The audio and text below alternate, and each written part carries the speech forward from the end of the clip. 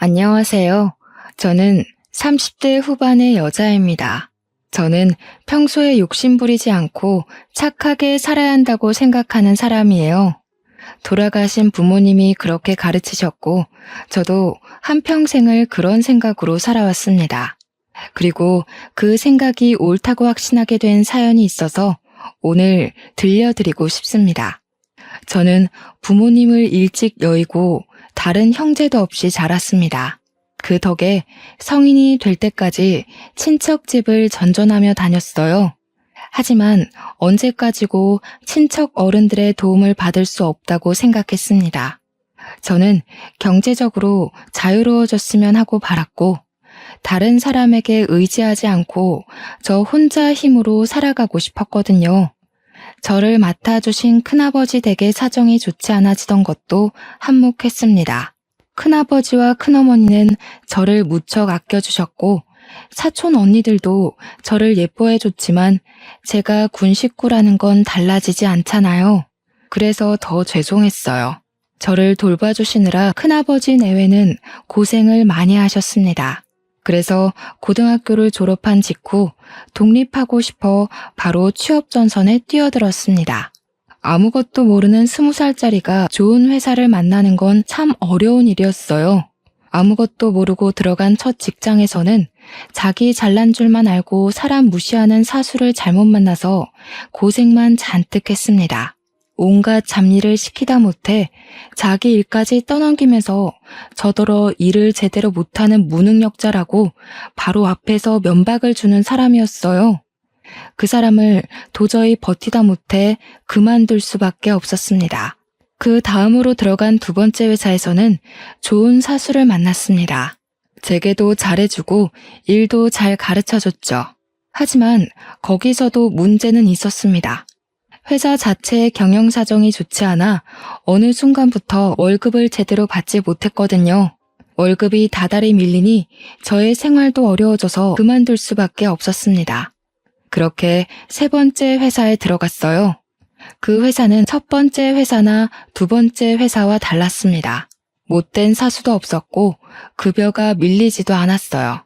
다만 다른 사소한 문제점들이 있었고 또 완벽한 회사는 아니었지만 그래도 오래 다닐 수 있는 회사였습니다. 실제로 가장 최근까지도 다녔고요. 그리고 그 세 번째 회사에서 지금의 남편을 만났습니다. 당시에 그 사람은 같은 부서에 새로 들어온 신입사원이었습니다. 키가 말쑥하니 컸지만 덩치값 못하고 어리버리한 느낌이라 고생하겠네 정도가 그 사람에 대한 첫인상이었습니다. 새로 들어온 직원 이상도 이하도 아니었어요. 그리고 관심도 가지지 않았습니다. 회사 사람에게 연애 감정을 품을 일은 없다고 생각했고요. 평소 소개팅 같은 것도 꽤 나가봤지만 마음 맞는 사람을 찾지 못해 오히려 남자에 관한 관심도 뚝 끊긴 상태였습니다. 연애를 해보지 않은 건 아니었지만 결혼 생각이 드는 사람은 없었어요. 혼자 사는 게 외롭지 않았다면 거짓말이겠죠. 하지만 저는 그런 생활이 익숙했고 앞으로도 잘해 나갈 자신도 있었어요. 그래도 평생 혼자 살진 않겠지 같은 느슨한 생각을 하고 있었으니 특별히 급할 것도 없었습니다. 게다가 그 사람은 당시 저보다 몇 살이나 어린 신입사원이었으니 더욱 남자로 볼 생각도 못했습니다. 그 사람도 저에게 관심 없었고요. 더구나 그 사람과 저는 직급도 꽤 차이가 났습니다. 그랬으니 일 외에는 연관도 없었죠.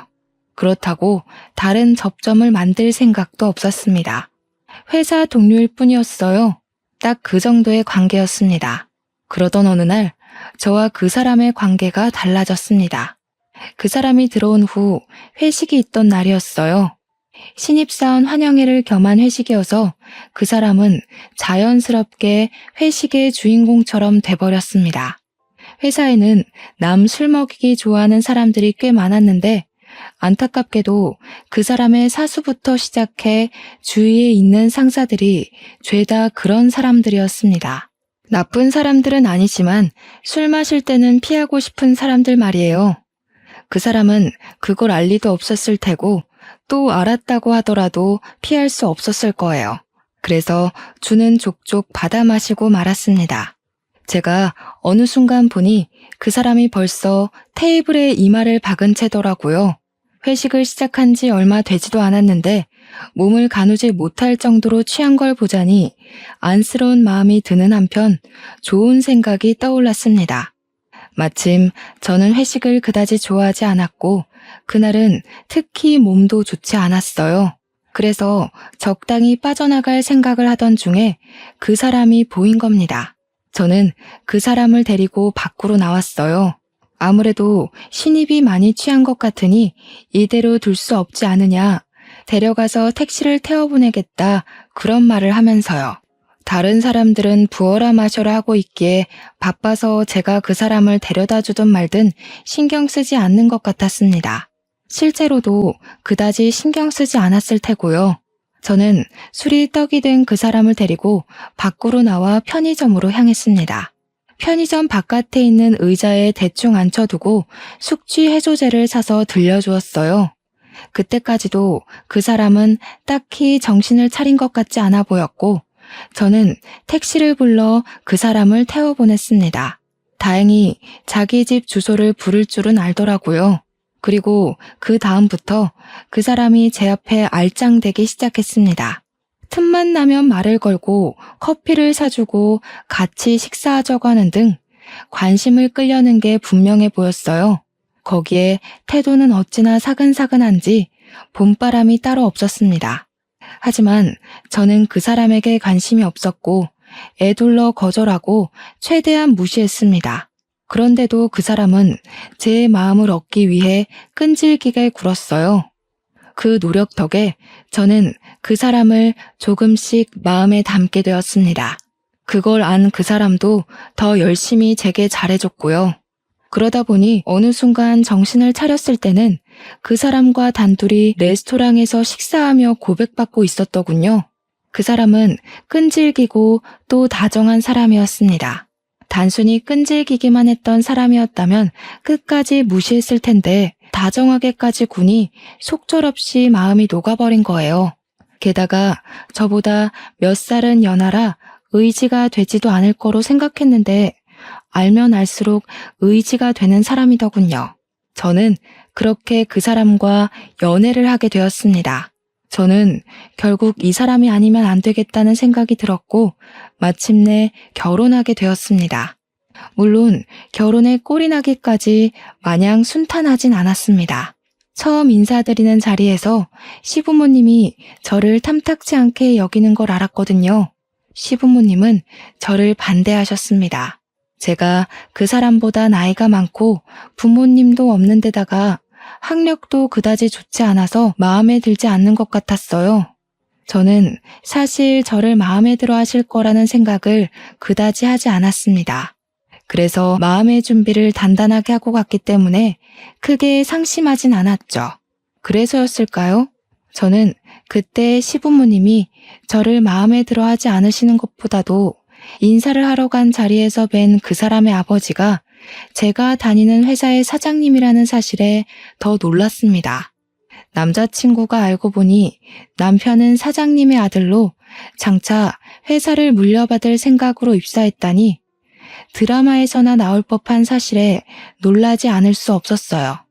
누구에게도 알리지 않고 들어온 거라서 저 외에도 회사 사람 대부분이 그 사실을 알지 못했습니다.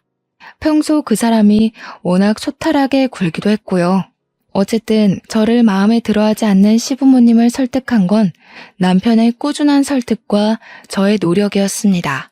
남편은 저의 마음을 돌렸듯이 인내심 있는 사람이었고 저도 이 사람과 함께라면 평생을 함께하고 싶었기에 노력했죠. 그렇게 시부모님은 저희의 결혼을 허락해 주셨습니다. 사실 시어머니는 그때까지도 저를 못마땅해 하셨지만 시아버지는 저를 조금씩 마음에 들어하게 되셨어요. 저희는 시아버지의 허락의 아래 결혼할 수 있게 되었습니다. 결혼하고 얼마 되지 않아 저는 임신하게 되었습니다. 남편은 세상에서 가장 행복한 사람인 것처럼 기뻐했고 저도 무척 기뻐했어요. 아이를 가질 계획은 있었지만 이렇게 빨리 임신할 줄 몰라 당황하기도 했지만 이왕 가정을 가졌으니 어서 아이를 갖고 싶었기도 했으니까요. 오랫동안 혼자 살아온 제게 아이는 축복 같았습니다. 남편은 아이의 성별도 모르면서 벌써 아기 물건을 잔뜩 산다거나 하나부터 10까지 제 수발을 드는 등 기쁘다 못해 떨려했습니다. 저도 그런 모습이 보기 좋았고요. 행복했습니다. 하지만 그런 행복도 그리 오래 가진 못했습니다. 제가 임신했다는 것을 안 뒤 저는 남편과 함께 시댁으로 가 저의 임신 사실을 알렸습니다. 시아버지는 당시에 자리를 비워 안 계셨고 시댁에는 시어머니뿐이었지만 저는 임신 소식을 들은 시어머니가 당연히 기뻐해 주실 거로 여겼어요. 그도 그럴 것이 첫 손주였고 시아버지는 은근히 얼른 손주를 보고 싶어 하셨거든요. 그런데 시어머니는 아니었습니다. 시어머니는 제게 고생했다는 말 대신 대뜸 물었습니다. 예, 그럼 너 이제 회사 그만둘 거니?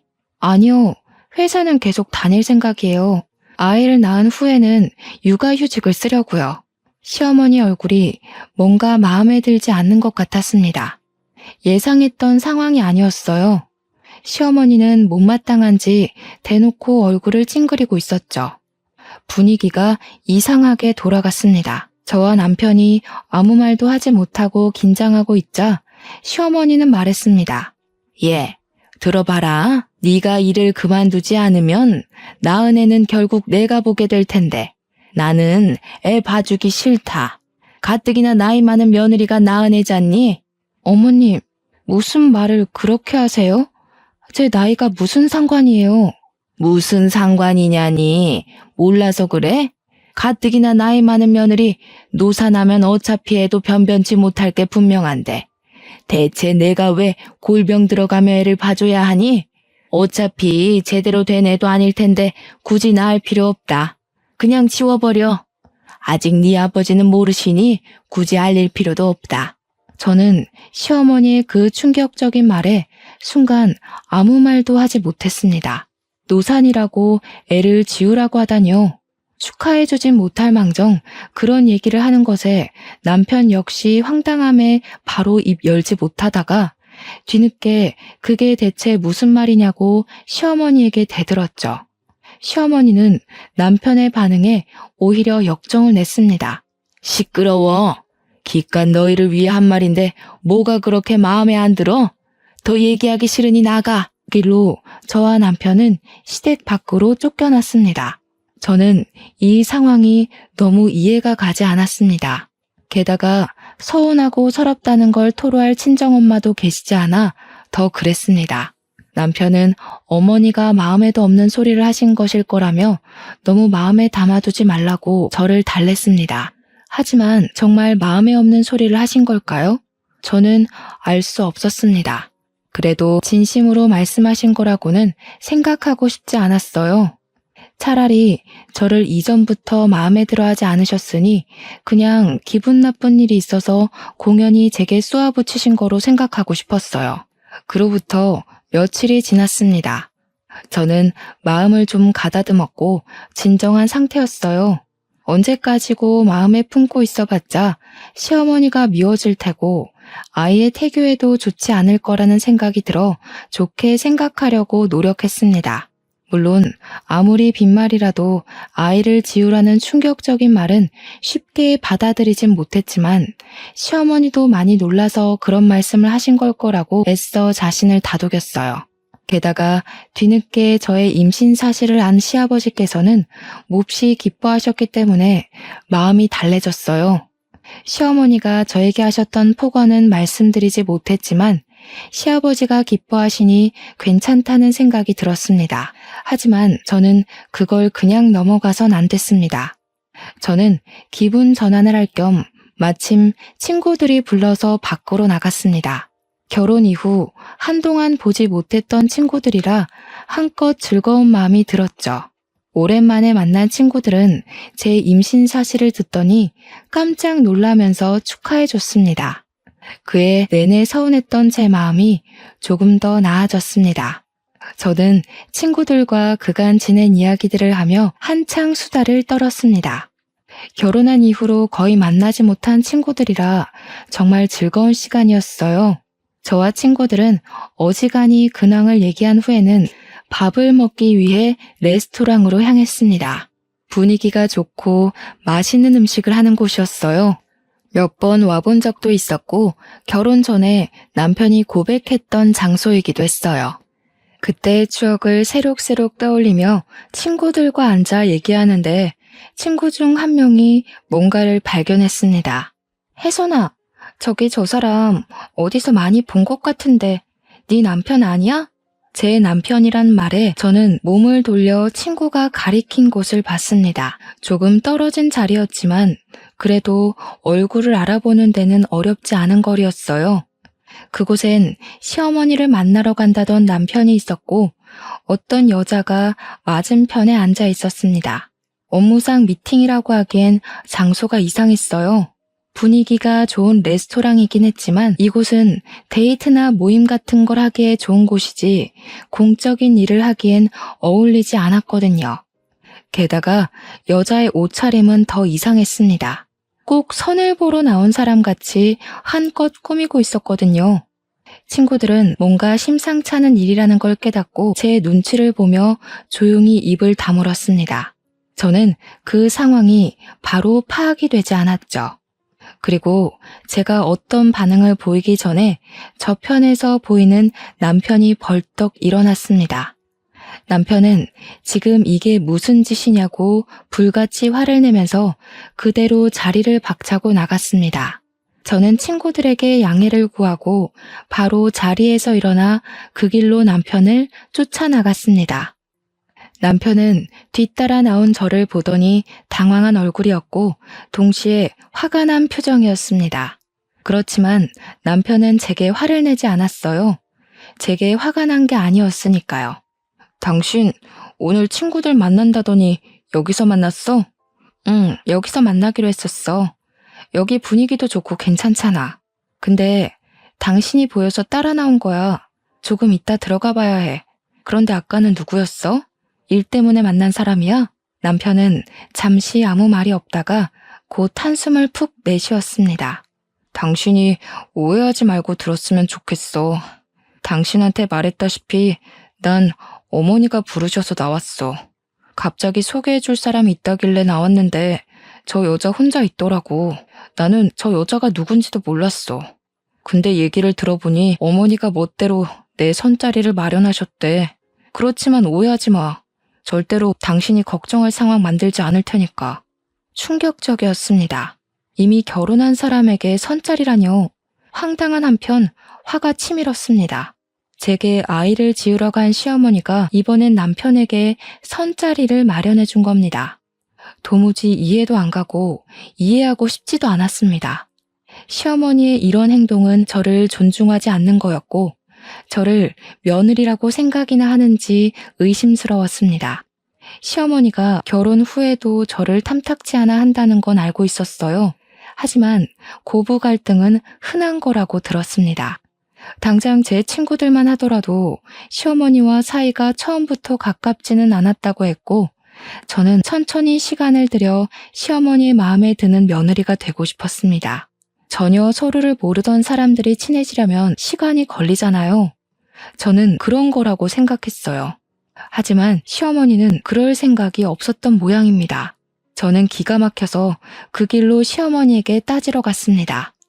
남편이 따라오려고 했지만 괜찮다고 만류하고 저 혼자 갔어요. 남편이 없는 자리에서 시어머니의 솔직한 얘기를 듣고 싶었거든요. 사실 오랜만에 만난 친구들과 조금 더 같이 있고 싶었지만 그보다도 이 상황을 해결해야 한다는 생각이 먼저 들었습니다. 친구들은 고맙게도 저를 걱정해주며 잘 해결하라고 응원해줬죠. 시어머니는 집에 계셨습니다. 막 외출을 하려던 참이었는지 한껏 꾸미고 나서는 얼굴이 좋아 보였어요. 그렇지만 저를 보는 순간 못 볼 걸 봤다는 것처럼 그 얼굴이 구겨지더군요. 저는 집에 들어가지 않고 시어머니와 함께 마당에 선 채로 말했습니다. 어머님, 그 일을 선자리를 내보내셨다고 들었어요. 왜 이런 말도 안 되는 짓을 하신 거예요? 말도 안 되는 짓? 말도 안 되는 짓이 어딨어? 네 남편이 그새 너한테 쪼르르 일러 바쳤니? 제가 우연히 본 거니까 오해하지 마세요. 대체 무슨 생각으로 아들을 선자리에 내보내신 거예요? 그 사람은 저와 결혼했고 엄연히 가정이 있는 사람이에요. 그게 뭐 어떻다고? 그 애는 너보다 어리고 학벌도 집안도 좋은 여자야. 너 같은 것보다 훨씬 낫지. 주제를 알고 이쯤에서 그만 애 지우고 네 행복 찾아 떠나렴. 어머님, 저는 이미 아이를 가졌고 지금 멀쩡하게 잘 살고 있어요. 어머님이 저를 마음에 들어하지 않으시는 건 알고 있었어요. 그런데 지금 어머니가 하신 일은 그냥 행복한 가정을 파탄내려고 하시는 거잖아요. 이게 정상적인 상황이라고 생각하세요? 어머, 얘 말하는 것 좀 봐. 너 그간 내내 하면서 얌전히 굴었던 건 다 내숭이었나 보다? 어머니, 지금 그게 중요한 게 아니잖아요. 어머니가 이러시는 거 저와 남편에 대한 모욕이고 월권이세요. 예의가 아니라고요. 월권? 내 아들한테 참견하는 게 월권이니? 그러는 너야말로 이렇게 구는 게 예의 있는 행동이라고 생각하니? 시어머니는 뻔뻔했습니다. 대체 무슨 생각으로 이런 짓을 한 건지 이해가 가지 않았어요. 시어머니의 뻔뻔함에 저는 화가 나서 오히려 머릿속이 차갑게 식었습니다. 저는 최대한 이성적으로 말했어요. 시어머니에게 달려들어 화를 내는 건 오히려 바보 같은 짓이고 책 잡힐 일이라는 걸 알았기 때문입니다. 아버님도 이 일을 알고 계세요? 왜? 모른다고 하면 넌 시아버지한테 고스란히 일러바칠 생각이니?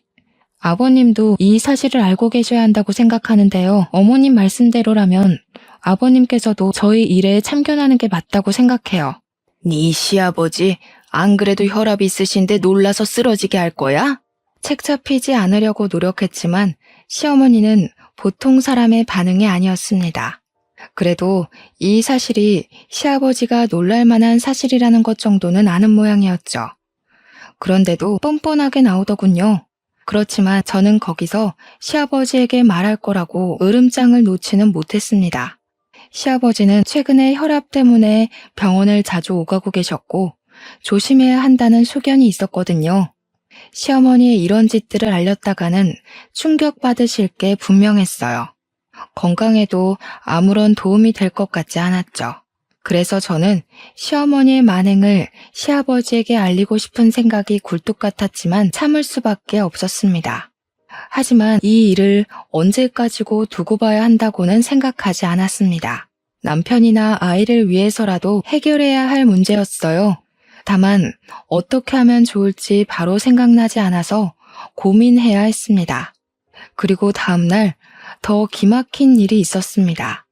저는 어제 있었던 일이 얼마나 충격적이었건 간에 출근해야 했기 때문에 회사에 나갔습니다. 회사에는 새로 들어온 직원이 인사를 하고 있었어요. 한동안 비어있던 자리였고 저와 가까운 자리라 어떤 사람인지 보는데 저는 깜짝 놀라고 말았습니다. 어제 레스토랑에서 제 남편과 맞선을 보겠다고 나온 그 여자였습니다. 저는 그 여자가 감히 여기까지 쫓아온 건가 싶으면서도 지나친 우연일지도 모른다는 생각을 했습니다. 설마 하니 남편과 제가 다니는 회사를 일부러 알고 들어왔을 리가 없다고 여겼어요. 그런데 인사를 한 그 여자와 눈이 마주치니 여자는 꼭 저를 알아본 것처럼 웃었습니다. 그 웃음이 무척 기분 나빴어요. 꼭 깔보는 것 같은 표정이었거든요. 저는 그 여자를 따로 불러냈습니다. 여자는 제가 불러낼 줄 알았다는 것처럼 순순히 따라왔어요. 저는 최악의 가정은 하지 않으려고 노력했습니다. 혹시 이 여자도 제 시어머니에게 속아 선자리에 나오게 된 걸지도 몰랐으니까요. 하지만 그 깔보는 것 같은 표정이 너무 선명해서 저는 울컥 화가 났습니다. 그 감정을 애써 다스리며 말했어요. 민지 씨, 어제 선보러 나갔죠? 그 선본 남자가 유부남인 거 알고 나갔어요? 네, 알아요. 혜선 씨가 그 사람 부인이죠? 그것도 알아요. 그래서 뭐요? 문제 있어요? 여자는 대체 뭐가 문제냐는 듯한 얼굴이었습니다. 뻔뻔하기까지 한 말투였죠. 여자의 태도에 저는 화가 났지만 그 여자는 더 기막힌 말을 했습니다. 어차피 혜선 씨는 그 사람과 이혼하게 되어 있고 그 사람은 저랑 결혼할 거예요. 가진 거 쥐뿔없고 나이만 많은 혜선 씨 같은 여자보다는 저처럼 어리고 예쁘고 학력까지 괜찮은 여자가 더 어울리지 않겠어요? 그러니까 괜히 힘 빼지 말고 알아서 정리해요. 여자는 정리하라고 말했지만 그 말투는 흡사 저더러 꺼지라는 말투였습니다. 그러면서 또 깔보는 눈을 하고 저를 보고 있었죠. 게다가 어차피 이혼할 거라니요. 말도 안 되는 소리였습니다. 그 사람은 제 말이라면 껌뻑 죽었고 저를 정말 사랑해주는 사람이었어요. 그런 사람과 이혼이라니. 그럴 일은 없었습니다. 하지만 그럴 일이 없었다고 하더라도 화가 나는 건 어쩔 수 없었습니다. 저는 최대한의 인내심을 발휘하며 그 여자의 모욕적인 말을 참았습니다.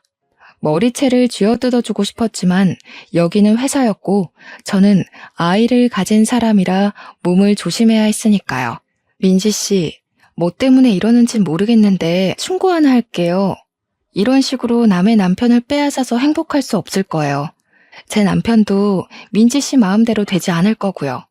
민지 씨야말로 잘 생각해보세요. 제 말에 그 여자는 코웃음 치면서 그 자리에서 떠났습니다. 오히려 별꼴이라며 저를 위아래로 훑어보고 지나가는 게 저 같은 건 자기 상대가 되지 않는다고 말하는 것 같았습니다. 저는 아무렇지 않은 척 그 여자에게 충고했지만 화를 삭히느라 애써야 했어요. 한참이나 그 자리에 서서 마음을 가다듬었습니다.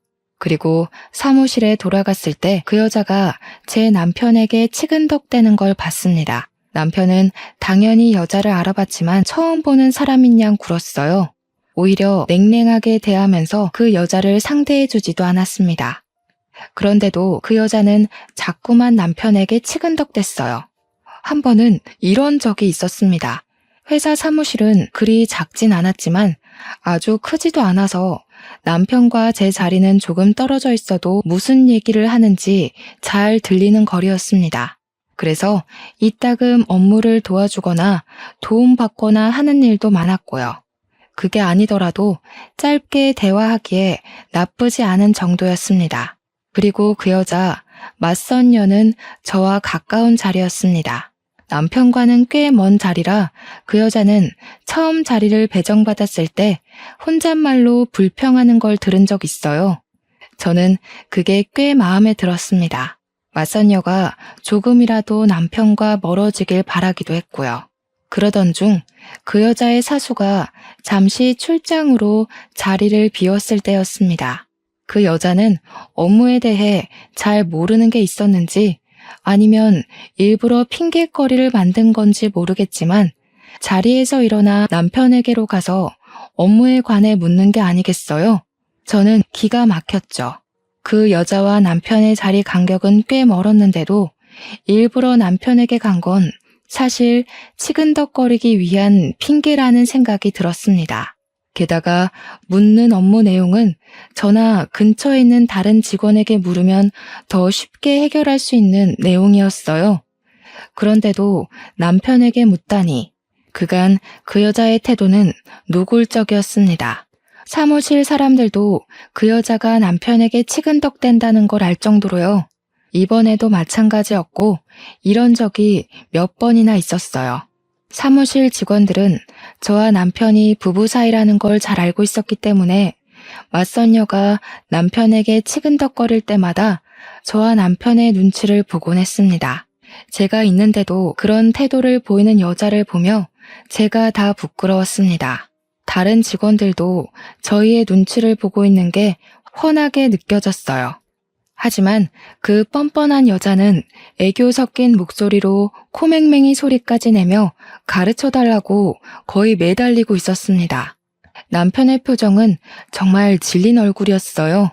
남편은 그 여자가 물어보는 걸 알면서도 모른다고 딱 잡아떼면서 아주 차갑게 대했지만 저는 그걸 가만히 두고만 볼 수 없었습니다. 저는 곧장 자리에서 일어나 그 여자와 남편에게 가까이 다가갔습니다. 그 여자는 제가 다가가는 인기척을 느끼고 돌아봤고 다가온 사람이 저인 걸 확인하자마자 얼굴을 구겼죠. 물론 제가 알 바는 아니었습니다. 오히려 그런 표정을 하는 걸 보며 조금 통쾌하기도 했어요. 민지 씨, 그 업무는 윤석 씨 말고 저나 은희 씨한테 물어보는 게 더 나아요. 이리 줘봐요. 이건 그렇게 하는 게 아니에요. 여기 이 표 보이죠?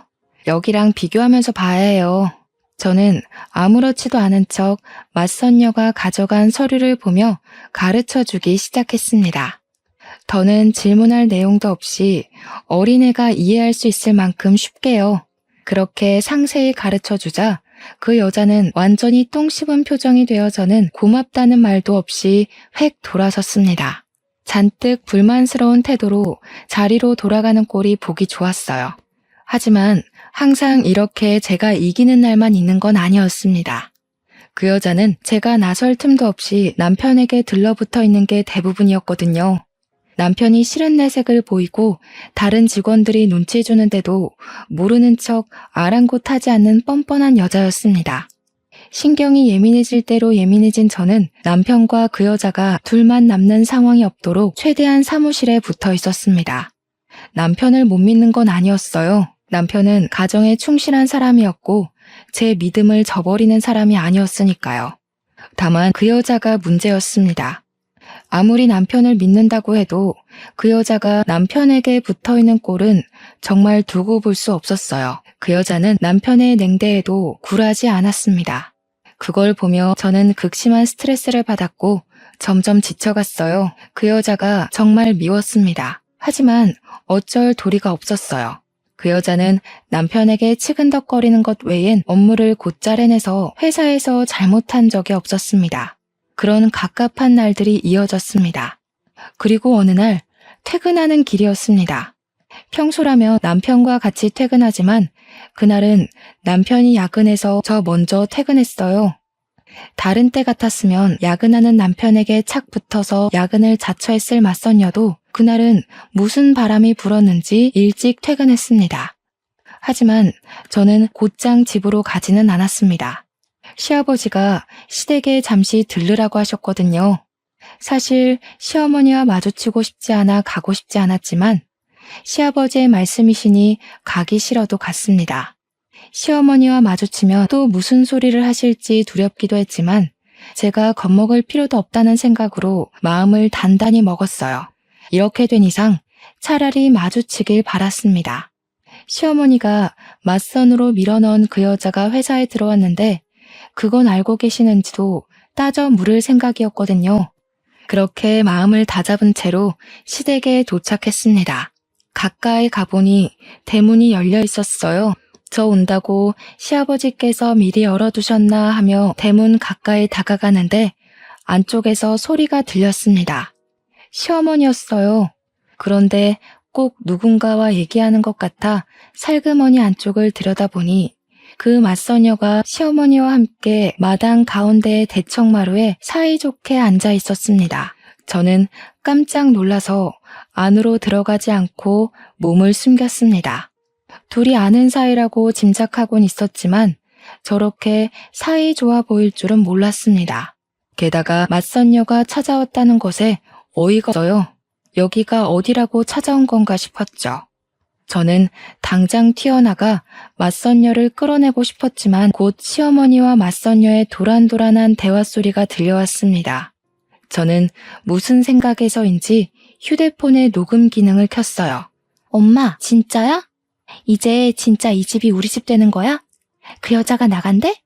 나한테는 절대 안 나갈 것처럼 말하고 엄청나게 방해하던데? 당연히 여기가 이제 우리 집이지.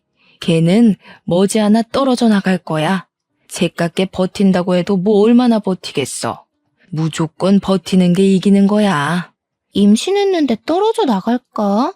애부터 어떻게 해야 하는 거 아니야? 그 여자 애 뗄 생각도 없어 보이던데?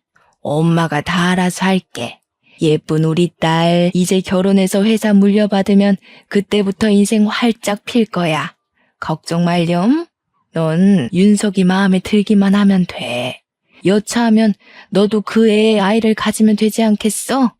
윤석이는 책임감이 강해서 자기 애가 생기면 그냥 넘어가지 못할 거야. 맞선녀는 시어머니를 엄마라고 불렀습니다. 저는 상황이 바로 이해가 되지 않아서 멍하니 서 있었죠. 게다가 애부터 어떻게 해야 하는 거 아니냐니요. 엄연히 제가 있고 우리 두 사람의 아이를 뵀는데 맞선녀더러 그이의 아이를 가지라뇨. 저는 그 끔찍한 말을 뱃속의 아이가 들었을까 무서웠습니다. 그 말에 시어머니가 알아서 다 한다는 말도 무서웠어요. 뭘 어떻게 할 셈이었던 걸까요? 알고 싶지도 않았습니다. 맞선녀와 시어머니의 말은 하나같이 끔찍했고 역겨운 말들이었습니다. 엄마, 그럼 이제 엄마도 아저씨 눈치 안 보고 나랑 살 수 있겠네?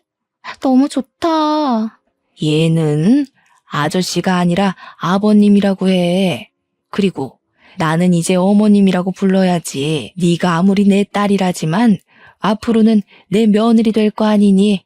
손에 물 한 방울 안 묻히게 해줄 테니까 너만 잘하면 돼. 맞선녀는 시어머니의 말에 냉큼 어머님 하고 부르며 애교를 떨었습니다. 그런 모습과 맞선녀가 시어머니의 딸이라는 말에 저는 곧 떠올릴 수 있었어요. 남편에게서 들은 말이 있었거든요. 남편이 지금의 시어머니가 새어머니라고 했었습니다. 남편을 낳아주신 시어머니는 남편이 어릴 적에 돌아가셨다나 봐요. 그 후에 시아버지는 지금의 시어머니와 재혼하셨다고 했고요. 남편 말로는 시어머니에게는 다른 자식이 없었다고 했었어요. 그런데 갑자기 딸이라뇨? 혼란스러웠습니다. 게다가 아무리 친자식 아니라지만 아들과 자기 딸을 결혼시키려는 어머니라니 말도 안 되는 소리였어요. 그때 제 뒤에서 시아버지가 나타나셨습니다. 낚시하고 오셨는지 낚싯대를 가지고 오시던 시아버지는 제게 왜 문 앞에 서서 들어가지 않고 있느냐고 물으셨어요. 그리고 그 목소리를 안에서도 들은 모양이었습니다. 도란도란하던 시어머니와 맞선녀의 대화가 뚝 끊겼거든요. 저는 시침이 뚝 떼고서 방금 막 왔다고 말했습니다. 시아버지는 제게 오느라 고생했다며 다정하게 말씀하셨죠. 저는 시아버지와 함께 대문 안쪽 마당으로 들어섰습니다. 시어머니와 맞선녀는 아무렇지도 않게 시아버지를 반겼습니다.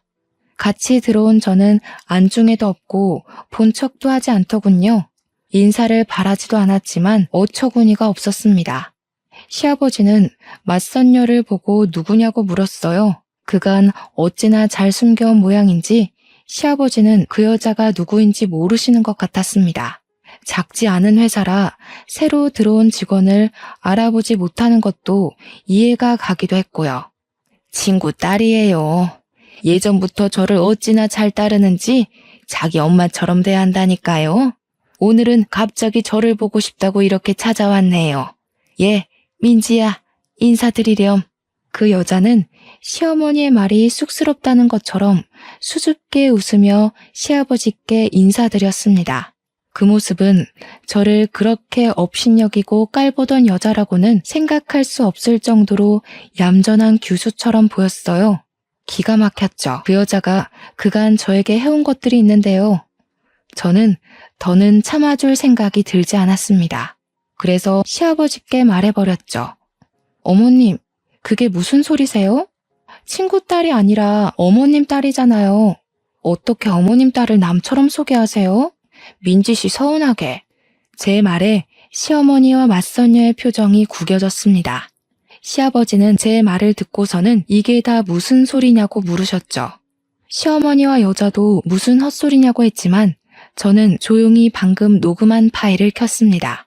소리가 흘러나오자 잠시 침묵이 감돌았지만 시어머니는 자신의 목소리가 나오는 순간 그게 뭔지 벼락처럼 깨닫고는 제게 달려들어 휴대폰을 빼앗으려 들었습니다. 저는 악귀처럼 달려드는 시어머니를 피해 시아버지 뒤로 숨었고 시아버지는 시어머니에게 가만히 있으라며 호통쳤습니다.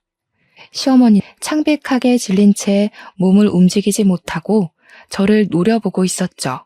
맞선녀 역시 마찬가지로 딱딱하게 굳은 채였습니다. 휴대폰에서는 계속해서 두 사람의 목소리가 흘러나왔습니다. 맞선녀가 시어머니에게 엄마라고 부르는 것부터 시작해서 애부터 어떻게 해야 하는 거 아니냐는 말, 이 집이 우리 집이 될 거라는 말, 너는 앞으로 내 며느리가 될 거라는 말까지 전부 다요. 녹음을 들은 시아버지는 잠시 아무 말도 없으셨습니다. 너무 기가 막혀서 말문이 막히신 것 같기도 했고, 이게 무슨 상황인지 바로 이해가 되지 않으시는 것 같기도 했어요. 그래서 제가 설명했습니다. 그간 아버님께서 놀라실까봐 말씀드리지 못했는데, 이렇게 된 이상 이제는 아버님도 아셔야 할 것 같아서 말씀드려요. 어머님께서 제가 마음에 안 드셨나 봐요. 저더러 아이를 지우라고 하시기도 하시고 그이와 저 여자분을 맞선도 보게 하셨거든요. 아마도 어머님께서는 저 말고 어머님 따님분을 며느리로 앉히고 싶으신 것 같아요. 제 말을 들은 시아버지의 낯빛이 바뀌자 시어머니는 시아버지 앞에서 무릎을 꿇고 싹싹 빌기 시작했습니다. 자기가 어떻게 된 모양이라고, 잘못했다고요. 용서해달라고 하며 맞선녀에게 얼른 빌라고 외쳤습니다. 맞선녀도 덩달아 그 앞에 무릎 꿇고 빌었습니다. 하지만 시아버지는 불같이 화를 내셨죠. 평소 온화한 성품이신 시아버지는 한번 화가 나면 아주 무서운 분이십니다. 시어머니와 맞선녀는 시아버지의 역정을 고스란히 받아내야 했고, 시어머니는 결국 시댁에서 맨몸으로 쫓겨났습니다. 이후 시부모님은 이혼 소송에 들어가게 됐습니다. 시어머니는 발악하며 시아버지께 용서를 구했지만 소용없었어요. 시아버지는 단호하셨습니다. 뻔뻔한 맞선녀는 회사에서 잘렸고요. 뒤늦게 모든 사실을 안 남편도 미처 자기가 몰랐던 시어머니와 맞선녀의 끔찍한 짓들에 크게 화를 냈죠. 저더러 어떻게 그간 참았느냐고 염려하기도 했습니다. 그렇지만 저는 괜찮았습니다. 맞선녀는 치워졌고 더는 시어머니가 나설 자리는 없었거든요. 시아버지는 제게 참 고생이 많았다며 위로해 주셨고요. 마음 고생할 게 없어진 저는 그 후로 무사히 순산한 뒤 남편과 아들과 함께 잘 살고 있습니다. 예로부터 송충이는 솔잎을 먹고 살아야지 갈잎을 먹으면 안 된다고들 합니다. 꿈을 꾸는 건 좋지만 시어머니와 맞선녀의 행동은 도가 지나쳤고 남의 행복을 짓밟으며 빼앗으려 했습니다. 그건 정말 잘못된 행동이었어요. 그래서 시어머니와 맞선녀는 벌을 받게 된 거죠. 욕심내지 않고 착하게 살았다면 아무 일도 없었을 텐데요.